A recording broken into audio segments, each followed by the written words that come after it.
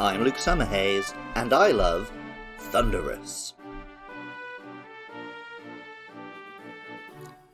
The ancient Japanese capital of Kyoto was modelled on the Chinese capitals, deliberately built in a grid-like layout, aligned to the 4 cardinal directions.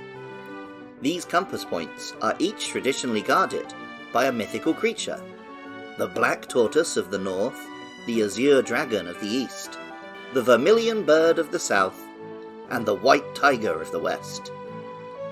These creatures have appeared throughout mythology and symbolism in China since before 5000 BC, so fully understanding their original meaning is impossible. Even in modern pop culture, it wouldn't be possible to list all of their mentions. I first became aware of the 4 Guardians in the episode of Digimon 02, in which the kids take a school trip to Kyoto and meet the 4 Guardians' Digimon equivalents. I also feel that the turtle and its custody of a direction was a partial inspiration for the turtle Maturin, which guards a beam in Stephen King's Dark Tower. Thundurus is an electric and flying type counterpart to Tornadus. It looks very similar, with slight differences. Blue rather than green, 1 horn instead of 2, a spiky tail like Raijin's drums instead of Fujin's bag of wind. Pokemon White tells us, "The spikes on its tail discharge immense bolts of lightning. It flies around the Unova region, firing off lightning bolts." And Black 2 and White 2 tell us, "As it flies around, it shoots lightning all over the place, and causes forest fires. It is therefore disliked." Thundurus is one of the most significant competitive Pokemon of all time, an incredibly powerful electric type, able to paralyze opponents wildly with the Prankster ability. Pokemon Black told us, "Countless charred remains mar the landscape of places through which Thundurus has passed." And Pokemon Legends Arceus told us, "They say this wielder of electricity has waged war with its nemesis, Tornadus, since time immemorial. The lightning bolts it hurls pierce the very earth and enrich the soil." Like Tornadus, Thundurus gained Ethereum form in Pokemon Black 2 and White 2. Thundurus' transformation into a dragon feels less extreme than the bird transformation of Tornadus, but the change in stats significantly changes the Pokemon's usage, now hitting much harder. Pokemon Legends Arceus told us, "Quick as a flash, it materializes out of nowhere.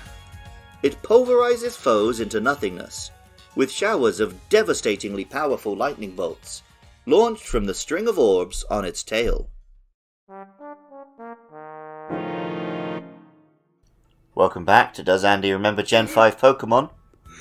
If so, does he have any thoughts about them? Thundurus! Thundurus sounds like an electric Pokemon, if you can believe that. Is this one of the big god lads? Yeah. Yeah. Sounds like How Liberty Dies. Good. With thunderous applause. Yeah, I got it. I just... Okay. I couldn't get enthusiastic about it, really. Sorry. Not into the Revenge of the Sith memes?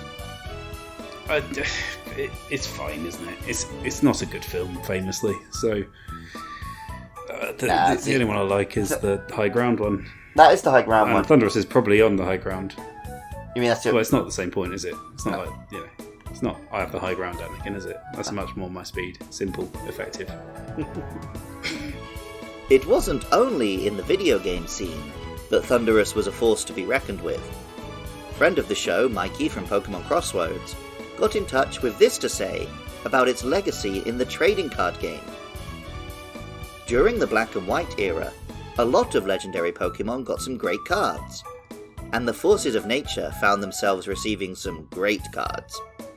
Thundurus from Emerging Powers saw some play when it was first released. For 3 energy, Disaster Volt did 80 damage, and all you had to do was discard a single card. Great early damage, and syncs well with Electric's Dynamotor ability that energy recycles from the discard. Great for those who are new to the game, or budget players who couldn't get their hands on the better cards. I found myself using Thundurus when I first started to play more seriously, though it saw less play as more powerful cards came into the game.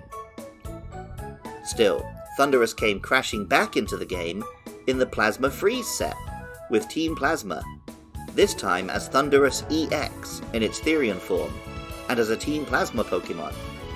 Several Pokemon got the Team Plasma tag, which allowed them to interact with other Team Plasma Pokemon and cards, which is why Thundurus EX saw plenty of play. For a single Lightning Energy, Raiden Knuckle did 30 damage, and it allowed you to put an energy card from your discard onto one of your Team Plasma Pokemon. And by an energy card, it was any energy card, including special energy cards like Rainbow Energy, Double Colorless Energy, or Plasma Energy. This effect helps set up some powerful Pokemon, such as Lugia EX, and another card that will be mentioned in a future episode. Still, Thundurus EX made a great Pokemon to start with, lots of HP and an attack that cost a single energy. Though you will want to make sure you have Deoxys EX in your deck to help boost Thundurus EX's attack power. This deck ended up being called a few things depending on what was played alongside Thundurus EX. It was the TDK version of the deck that took a World Championship title in the Juniors division by Japanese player Haruto Kabayashi in 2014 and Yugo Sato in 2013. I've never followed the competitive game of Pokemon especially closely, but even I haven't been able to escape the hype around Thundurus especially, as well as the other upcoming forces of nature. Even as power has crept higher and higher in subsequent generations, this monster has remained relevant. I'm sure we'll see more and more of Thundurus in the years to come. Original music for Luke Loves Pokemon is by Jonathan Cromie. Artwork is by Katie Groves. Funding is provided by listeners at patreon.com. If you enjoy this podcast and want to check out other shows by me and my friends, head to podcastiopodcastius.org. I love hearing from listeners. Get in touch about upcoming Pokemon on Twitter or Facebook at LukeLovesPKMN. Drop a comment if you're watching the video, or a review on Apple Podcasts or Spotify. Or you can go to Podcast on Blue Sky.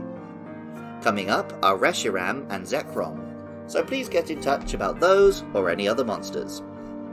Even if you don't feel like doing any of that, thank you so much just for listening. I love Thundurus, and remember, I love you too.